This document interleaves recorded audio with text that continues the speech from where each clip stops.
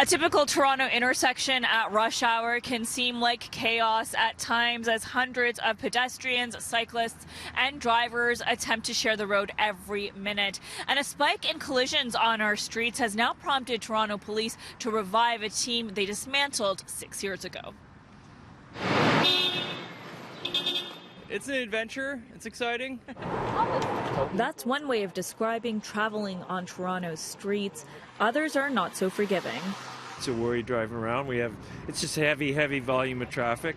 And almost everyone has somebody to blame. There are drivers that do get pretty angry. It's hard because everybody's in a big hurry. I would say the problem's universal.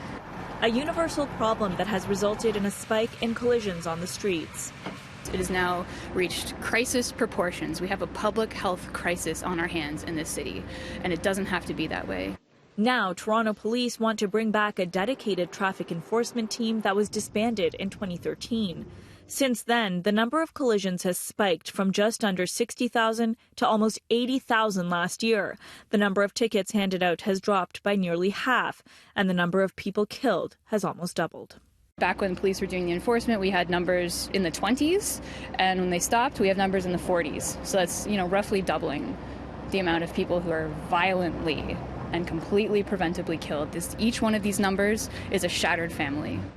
The team was dismantled at the time due to structural changes within the force. Between 2011 and 2018, the service also lost 800 officers. Do you wish that it hadn't been dismantled? Do I wish that traffic enforcement that we were in a position to be able to do 10 times the amount of traffic enforcement that we do annually? Yes.